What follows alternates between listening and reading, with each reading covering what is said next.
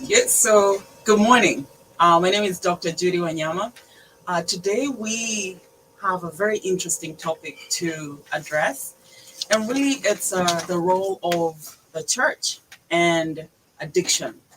So, for a very long time, society largely believes that addiction resulted from weak morals. And my question to you today is addiction a moral failing or a disease? So, let's delve into that. And that, we talk about faith and willpower and the ability to cure addiction. But we now know that addiction is a disease and it comes with physical and psychological changes in the body. So sometimes I want to ask people, with these physical and psychological changes, how are we addressing that as a church? Is it just prayer? Do we associate that with maybe society changing how they look at people who are addicted? Is it a disease like any other disease, like maybe bipolar or any other mental illness? And in fact, we know the very definition of addiction is that willpower alone is no longer enough to stop substance abuse. And how do we know that? Um, some of the interesting answers that we've found out from research, all over is substance abuse is triggered in the brain. It's something that just doesn't happen. And sometimes people would go in thinking, okay, you know what, I'm going to have a sip of wine, and they end up drinking the whole bottle. Sometimes people would say, okay, I'm going to just take a cigarette here, a puff today, and they end up with a whole pack of cigarettes a day. So that's why it's so important that we start talking about these things in church and how we address them. And it's not just about willpower and talking to family members. It's not just about prayer. We have to do more. I'm going to also talk about different approaches in terms of families. And again, um, I'm going back to the moral choice. So, how do we perceive individuals who are alcoholics? How do we perceive individuals who are struggling with their substance abuse? And it doesn't have to be alcohol. It could be marijuana. It could be meth. Why is it so important to understand that this is not one of those? It's not uncommon to have Christians also suffer from these issues. So, and that's why faith comes in, because sometimes individuals who are struggling with abuse, alcohol abuse, or substance abuse, feel like they're shunned away from the church. And we have and we will continue to try getting faith leaders to come on and talk to us about what we can do in the future so that we address these issues in the community, so that these individuals feel like they have a place they can go and they're not shunned away or they're not stigmatized from the church. So um, I'm going to delve in real quick into why isn't my faith that my loved one will get better actually working. So again, let's talk about the church. How do we perceive these individuals? So if somebody goes into a church and they're drunk, and they're being very loud, maybe they want an opportunity to talk, because as we know, talked about this before, sometimes people have euphoria. People will have heightened euphoria due to the drinking. It gives them a lot of confidence. So if a church member, for example, comes into church and they're loud, how do we address that? Are we going to try to keep these individuals away? Are we going to try to get them out, or we will give them an opportunity to speak and address it? And that's why shame and shaming these individuals has caused us a lot of trouble and trauma, because nobody wants to come out and say, hey, my loved one is struggling with substance abuse. My loved one maybe went to jail yesterday, and now we are going to get him out because he was caught drunk driving, or he was found with drugs in their car. So let's keep going about in regards to the subject. So um, I have a few examples here that I want to share with you. And, as my audience, you're welcome to, ask questions. And, let's make this conversational.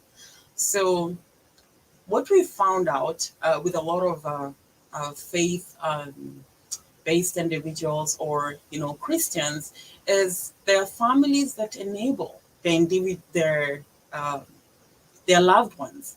And they think that they're trying to help.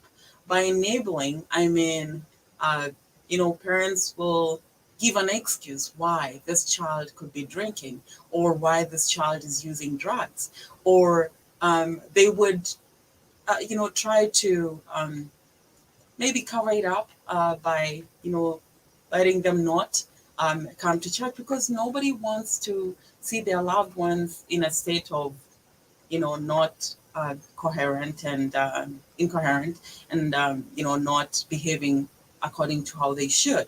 So as a church, I'd say think we need to look into that and just be accommodating, be able to talk to these families instead of shunning them out away from the community.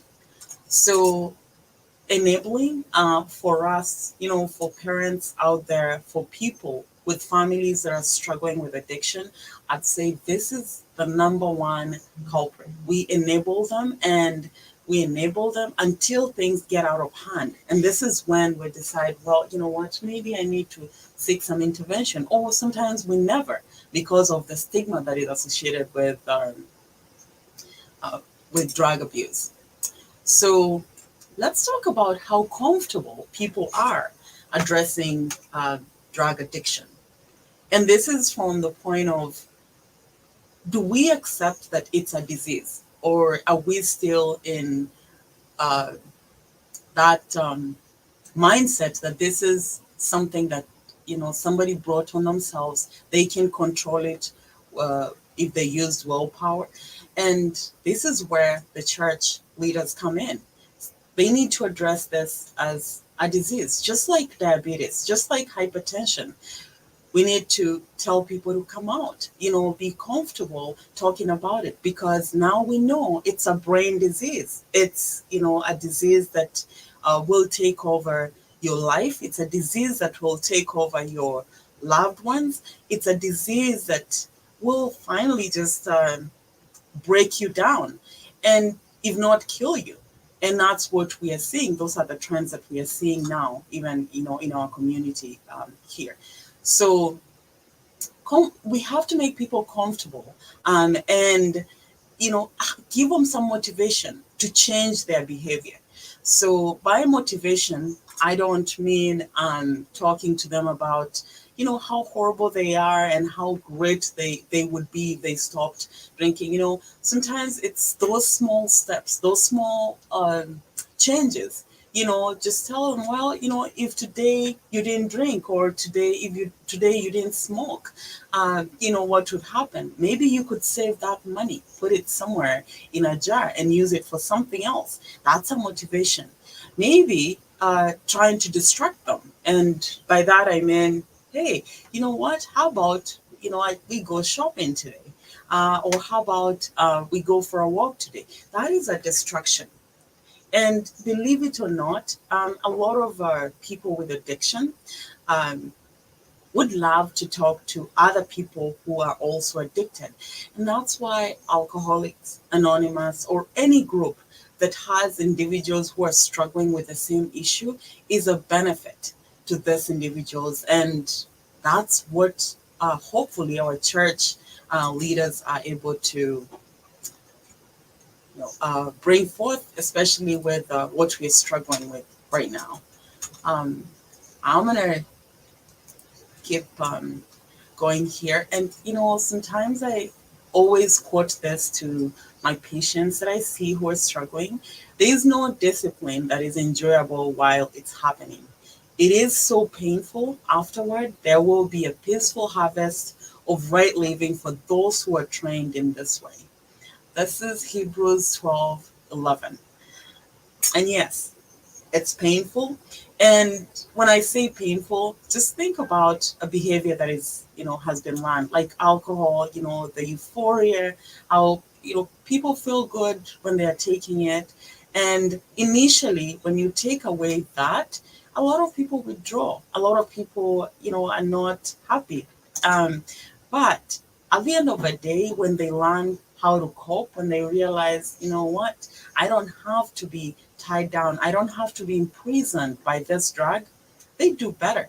But those first few days, withdrawals are not the best. I've seen patients, get very sick. They'll be throwing up, they'll complain of nausea, and a lot of side effects, headaches. But that only lasts for a few days, and then they're able to cope. And remember, we cannot don't we cannot be misled. We can't mock the justice of God. Sometimes you have to tell people, we will sow what we we will harvest, or we sow what we plant. So this is Galatians 6:7. So I bring in this just to, help people understand that sometimes when people ingest any substance, for example, alcohol, if people ingest it for a long time, there's side effects. The body starts to break down. Think about methamphetamines. Think about cocaine. When people ingest these substances, and we know they're stimulants, I mean, they're going to hasten that heart rate, and they're going to give you, in medical terms, we call it tachycardia.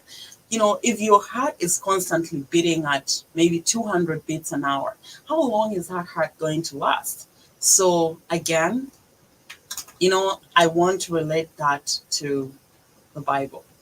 So the family and a faith-based approach.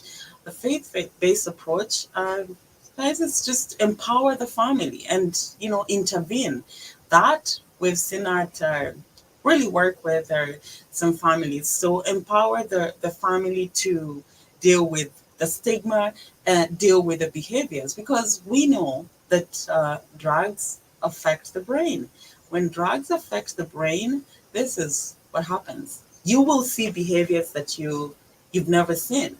For example, people might lash out. People might be very inapproachable. This is when they become violent, and we have to teach the family to, put some boundaries and be able to protect themselves, but not to a point where they're, injuring this person. And always, this has, always worked. Sometimes I talk to families about, it's okay to take a video of how somebody is behaving when they're intoxicated or when they're under the influence. And then talk to them the following day and say, hey, you know what happened yesterday? Look at this. It's not shaming, but sometimes when people look back, they say, that's not me. That's not what I want people to see. And that works. It works magic.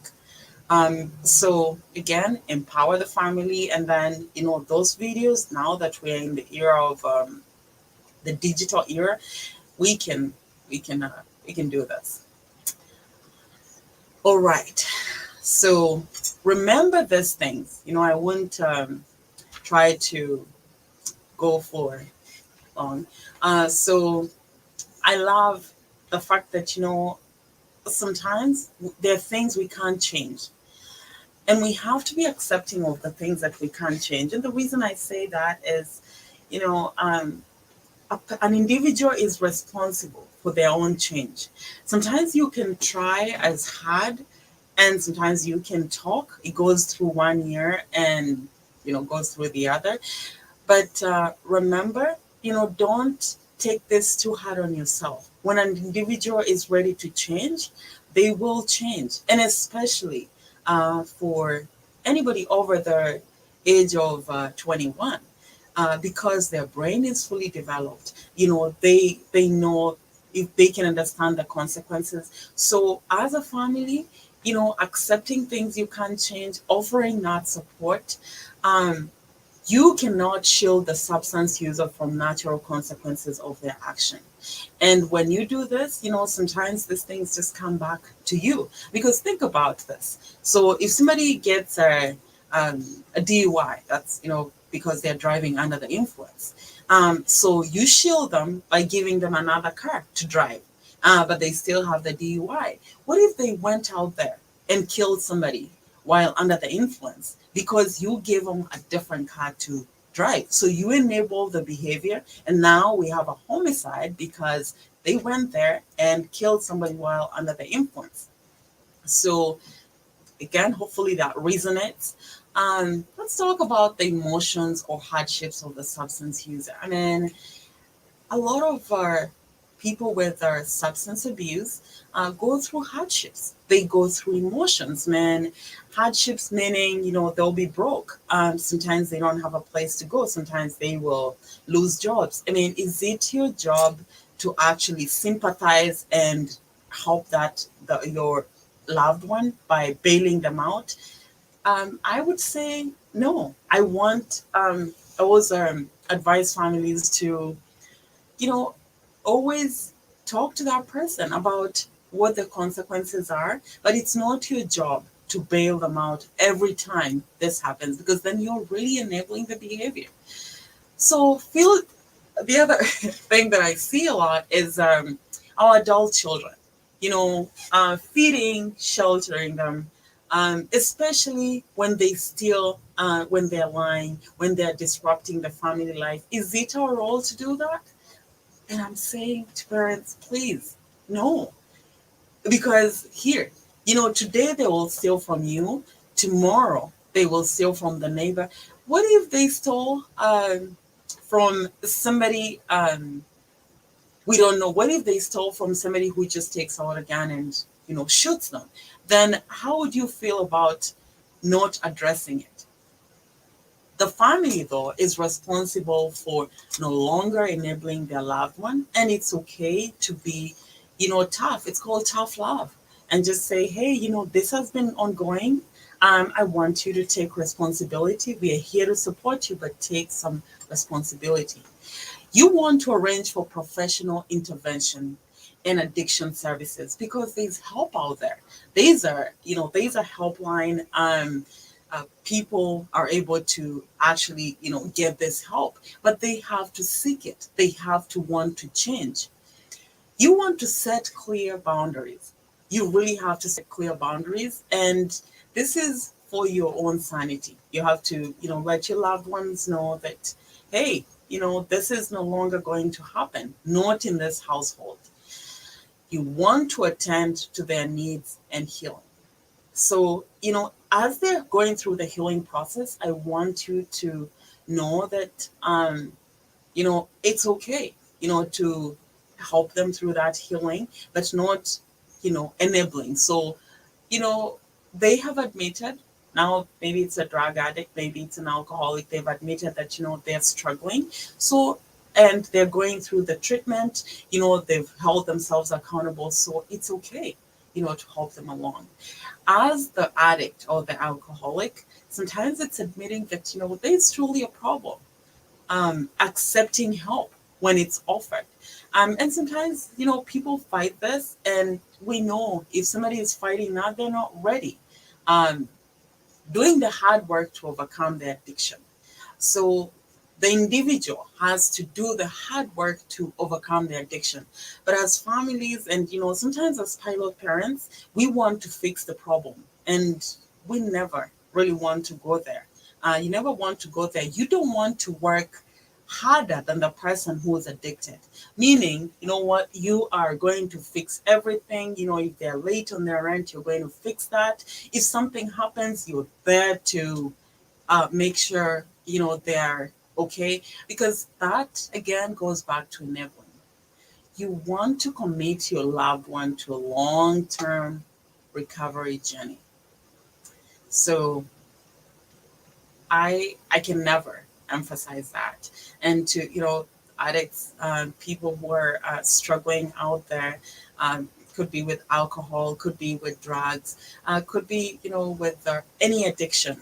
Commit to a long-term recovery. So this is where I end today, and hopefully, you know, you got something out of this, and yeah, good to always have you on.